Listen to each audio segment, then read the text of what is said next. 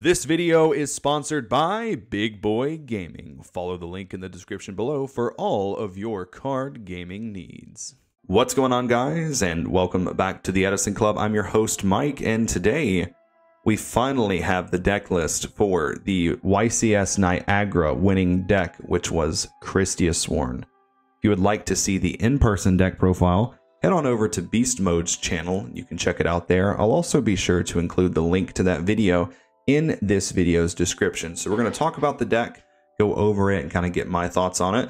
But before we get started, as always, please make sure that you like, share, comment, and subscribe. It really just motivates me to keep going, getting better at the game, as well as content creation. Also, head on down to the video description and follow the links that I have posted there to the other Edison format content creators.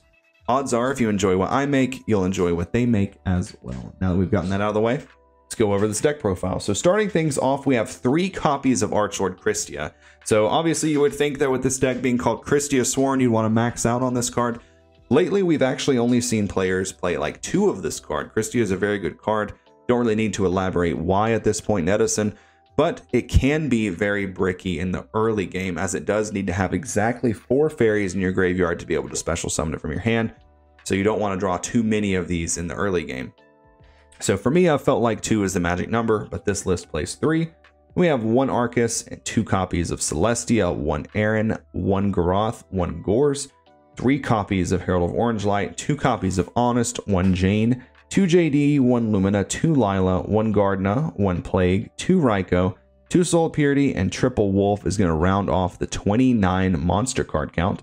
Spell cards, we have Brain Control, Charge, Cold Wave, Foolish, Heavy, 1 Reincarnation, 1 My Body's a Shield, 1 Avarice, 1 Rhoda, 3 Solar Recharge. Trap cards, we have 2 Beckoning Light and 1 Trap Dust Shoot. Going over the side deck, we have 2 Consecrated Light, 2 Cyber Dragon, 1 Crow, 1 Jinzo, 2 copies of Kaiku, 1 Chimera Attack, 1 MST, 1 Mirror Force, 2 copies of Decree, 1 copy of Road, and 1 copy of Torrential Extra Deck. Pretty much standard. We do have Armor Master and Arcanite in here as well, which is a little bit different, but we'll touch on that later. So first thoughts when I looked at the main deck, when I was watching the deck profile, I was like, where's Card Trooper? Because unless I missed something, and I've seen other people post this exact list, how it stands here, there was no Card Trooper in the deck list, which I'm all for kind of cutting, you know, the bricks of Necro and Plague. Like we've seen duelists choose not to play these cards, but I don't feel like I could ever sleeve up Lightsworn and not include Card Trooper. I feel like the card is at 1 for a reason. It's a very pivotal piece for this deck. It's basically Lightsworn Card Trooper, just a very important card. So I'm very curious as to why I chose not to play it. The triple Kristya, I do feel like if I tried to play this variant, I would end up bricking quite often on playing triple copies of Kristya. Also playing like triple copies of Wolf as well is kind of crazy.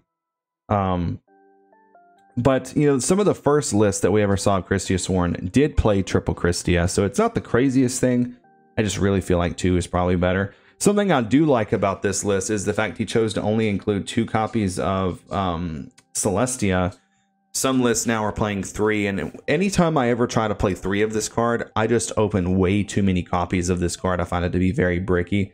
So even like the Hamster Raikou Caius decks, a lot of times they don't play all 3 Caius, they'll play 2 if they're just playing that as an engine. I kind of feel like it's kind of similar with Celestia. I've only really been liking 2.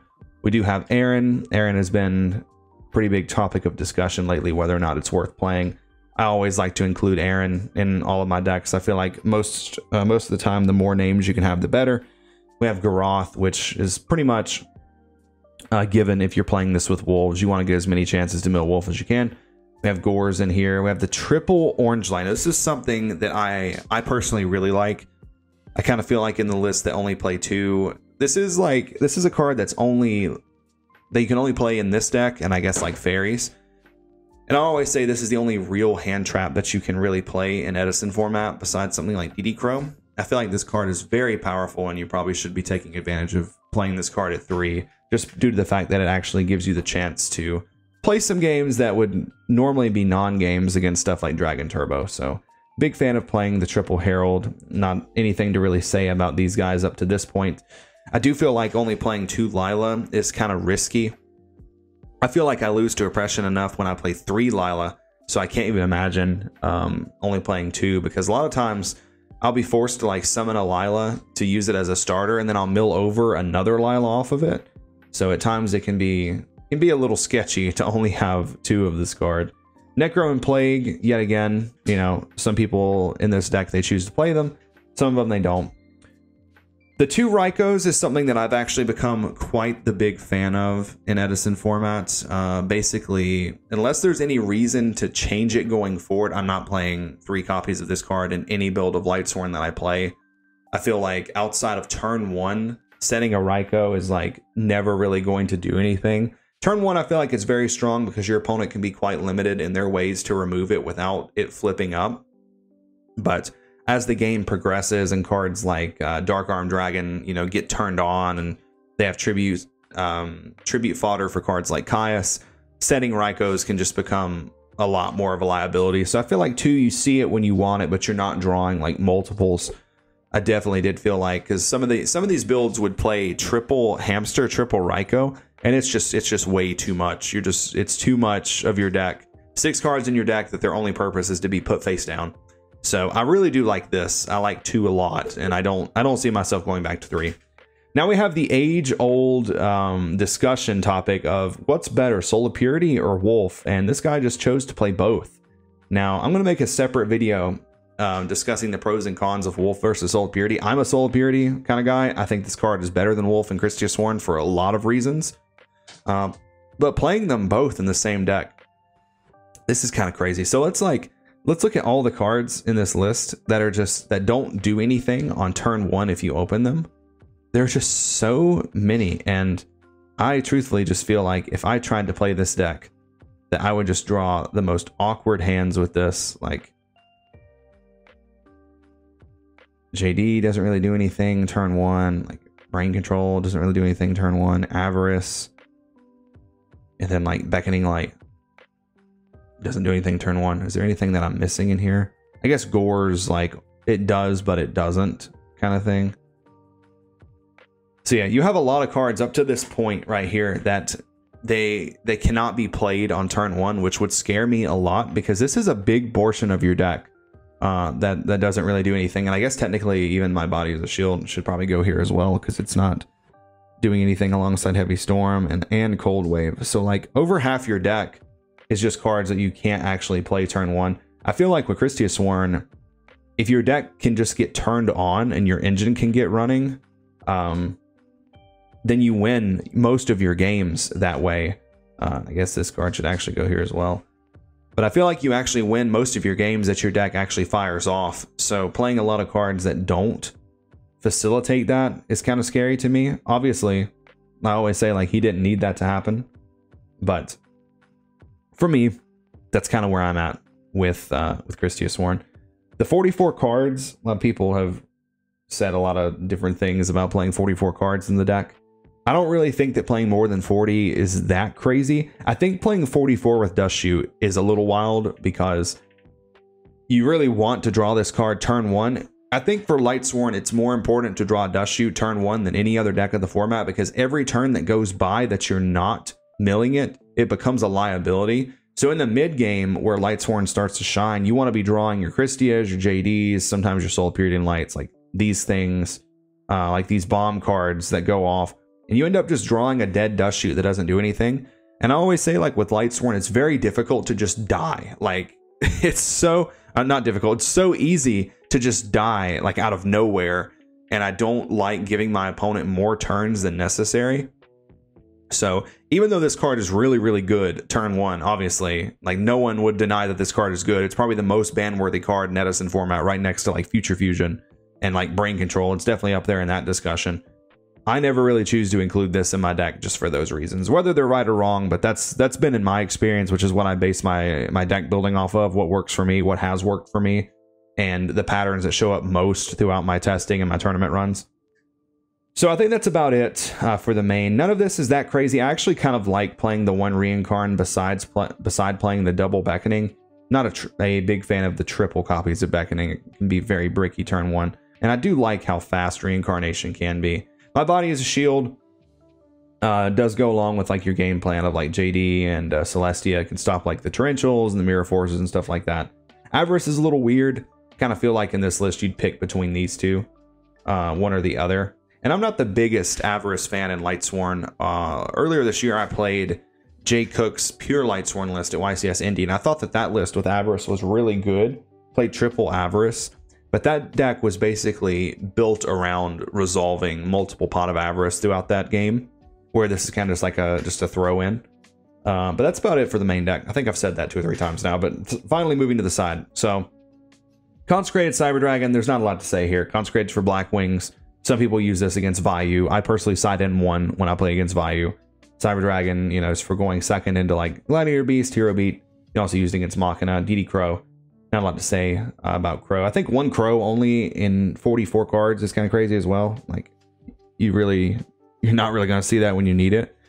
But quite possibly the craziest card in this side deck is Jinzo. Now, I have actually experimented with this before.